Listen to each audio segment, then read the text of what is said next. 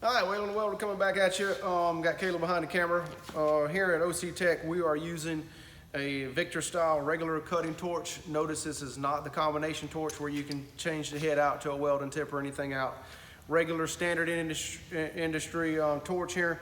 However, we use quick connects here at the school. Click on, click off, because we have several different torches here. Some with gouging tips, cutting tips, and the regular ones here. So instead of changing out those tips all the time, we just change torches. All right, green is obviously our what? That's our oxygen. Red is our fuel gas. Now this could be propane, propylene, anything like that. Normally it's acetylene, so that's what we use. And acetylene, propylene torches are gonna be a little bit different. They're gonna have different tips anyway. We talked about it in class. All right, also I want you to notice here on this torch, Caleb, if you get a little closer, these two things are our flashback arresters. That's going to keep an explosion from coming back into our hoses and down to the regulators, okay? Flashback arrestor 1 and 2, and each one has one of those, okay? Again, notice here on the fuel gas, I got a V-notch around that nut telling us that's left-hand threads, okay? And these quick connects act just like any other air hose quick connect. You just push them on there. I say that, okay? And it's locked on there. And then you put your oxygen on, and you hear a little thing. They are really tight. These have been checked. I mean, we check these things all the time. They don't leak. They don't leak. So if you're looking for some good ones, you know, Airgas and Radnor does have some good ones, okay? Yeah, they allow it for the twist a little bit. I like that. There's still no gas escaping, okay? This will be our acetylene fuel valve gas. We crack it open. Give it a second, and we'll strike, and then we'll adjust our oxygen here, hold the handle down, cutting lever, fine tune it, and we'll be ready to cut. All right, so this is a common striker that we use every day. This is a friction striker. Notice it's got these two little knobs on it. I see a lot of kids and students doing this. They just squeezing it back and forth. And notice there's no striking, okay? You need to apply downward angular pressure. Downward going this way, but angular pressure going this way. And when we do that, it'll spark. Okay? That's what we need, is that spark. Notice we're gonna hold this to the side of the torch instead of like this, because it'll blow gas back up at us. Okay? We want to be doing this. So take you some practice, get going with that. A lot of kids, new students, have problems with those. No big issue. All right, I'm going to show you how to adjust, turn your regulators, valves on, light your torch, and adjust it in this little quick section here. I always like to turn the oxygen on first. We're gonna crack it slowly and let the tank gauge come up. Okay, notice we're at about 2200 PSI. This valve goes all the way open. Okay, while we're here, we're going to go ahead and set this gauge. And this is a good Radnor gauge here. You can see increase and decrease in your regulator. Okay, and we're going to turn this working pressure up. Just going to keep turning till we get about to 40, 50, somewhere around in there. That's pretty much standard. You can go to higher, 60s. I've seen some guys running at 60. Okay, on our acetylene, acetylene is a little different. Remember, acetylene in class we're talking about is volatile, extremely volatile. Shock, it doesn't like any of that. Okay, but however, it provides us the most heat in the gases known. So we're going to open this until this gauge comes up, and then give it one more turn. Be watching that gauge. It's usually about 2 turns.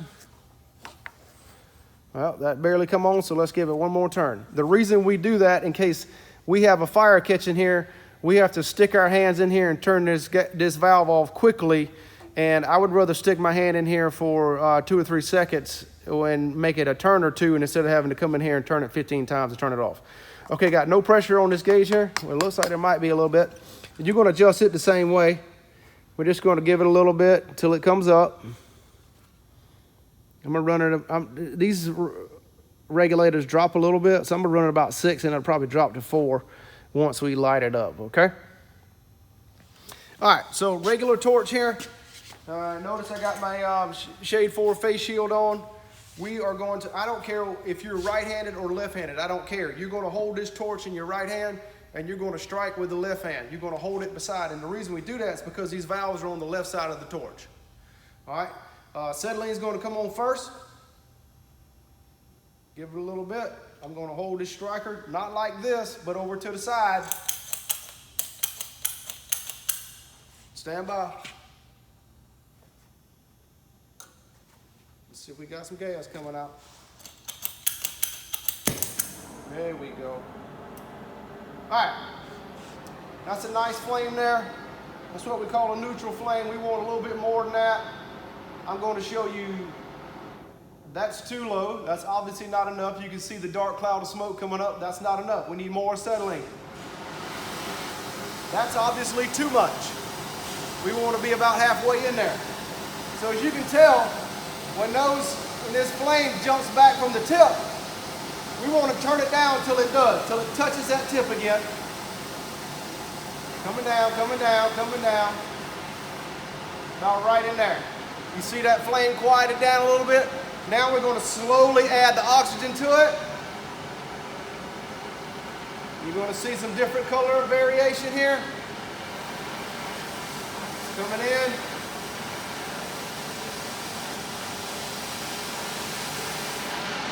There we go.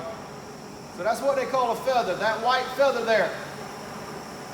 That's a carburizing flame. That means that is too much acetylene, not enough oxygen. Okay, we're going to turn it some more. We're getting closer. And you start to hear that loud hiss. That is a neutral flame. That's what we want. Now this would be an oxidizing flame, too much oxygen. See, it's about to blow it out. If I give it any more, it's going to put it out. So let's back off, back off. Right, there's where we want to be. We're going to hold the cutting lever down and make adjustments. If you see these little feathers, that's not enough. You're going to have to give it a little bit more oxygen, fine tune it to that bright glow, and it's ready to cut. All right, so we have the acetylene torch ready for cutting. We're done cutting. When we go to shut it off, it's the opposite of the way we cut it on. Always cut the oxygen off first, so that way you can see your flame tell you that acetylene is still on. I need to cut it off, and we cut it off. We set the torch down. We're going to come over here. We're going to shut the acetylene off first. We always shut the acetylene off first because it is the most volatile, the most dangerous.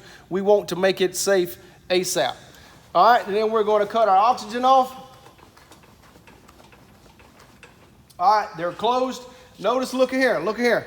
Look in these regulators, they still have gas in there. They still could catch a fire, could be an explosion. How do we do that, Mr. Ullman? What we're going to do is what we call bleed these, we're going to bleed these valves. Come on in a little bit. I'm going to show you what happens. Look at this acetylene. I'm going to turn the acetylene regulator on, and all that gas will go out. You see they went back down to 0. I'm going to give this a little twisty out. That's good enough. You don't want to twist these things all the way out where the screw pops out. That'd cause damage. And make sure you turn the torch back off. All right, go to your oxygen. I'm going to open this valve, and we're going to see all that oxygen go down to 0. Make sure we turn this back off. We're going to decrease our pressure, give it a twisty or two. Now, this oxygen tank and setup is completely safe. We consider that stored for the next operator or the next day. Now, if we're going to break this thing down on Thursdays, or you're going to be have it left alone there for a while, we would bust these regulators off, put our safety caps back on, and cover them, make sure they don't get no dirt daubers on.